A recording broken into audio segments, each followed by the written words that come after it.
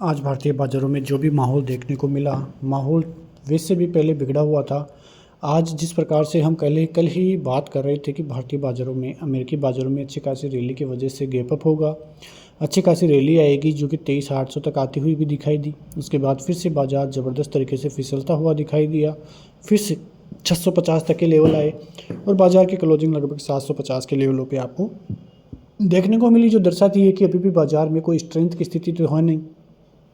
Nifty आप देखोगे तो करीब 165 पॉइंट की तेज़ी के साथ क्लोजिंग दी।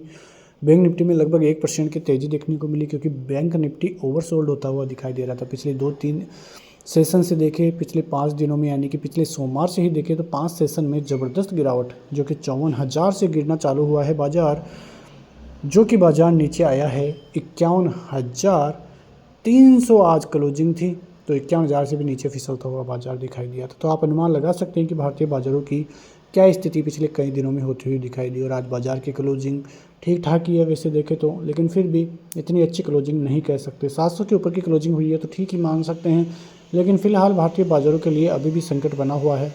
जब तक भारतीय बाज़ारों में 23,800 24,000 के ऊपर की क्लोजिंग नहीं होती है, तब तक भारतीय बाज़ारों में अभी भी दिक्कतें ही बनी हुई है। अब देखना ये होगा कि भारतीय बाज़ारों की तरफ से किस प्रकार के हाल आने वाले दिनों में देखने को मिलते हैं। यहाँ पे आप देखोगे न्यू होप से इसके जो आंकड़े हैं वो आते हुए दिखाई देंगे कल।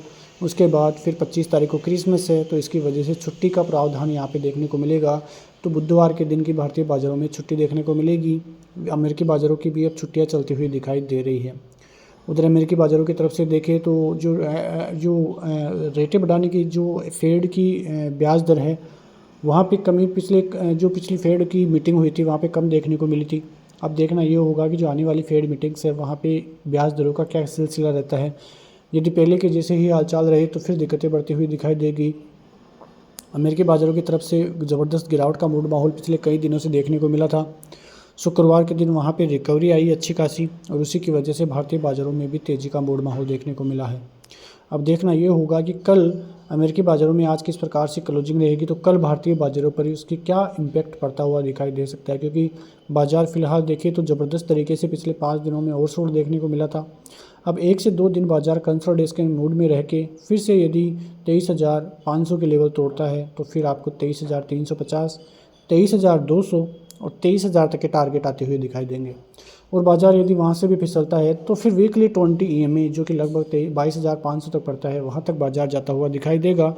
और यदि वहाँ तक बाज़ार जाता है तो वो एक खरीदने का काफ़ी अच्छा मूड माहौल रहेगा। वैसे एक तरह से आप देखोगे तो बाज़ार में वॉलेटिलिटी ही इतनी है कि रिटेल ट्रेड करने से भी डर रहा है। उसमें अभी भी कॉन्फिडेंस नहीं है कि बाज़ारों में तेज़ी का मूड माहौल आ जाएगा।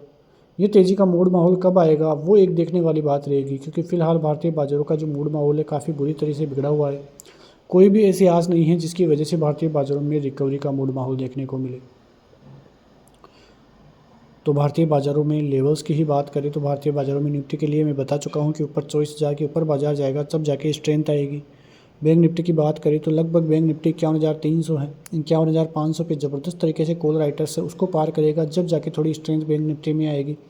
नीचे की तरफ यदि 51,200 कल टूटता है तो फिर से 51,000 और फिर 50,800 तक के टारगेट आपको देखने को मिलेंगे। तो ये सभी चीज़ें जो है भारतीय बाज़ारों के लिए लेवल्स के लिए काम करती हुई नजर आएगी।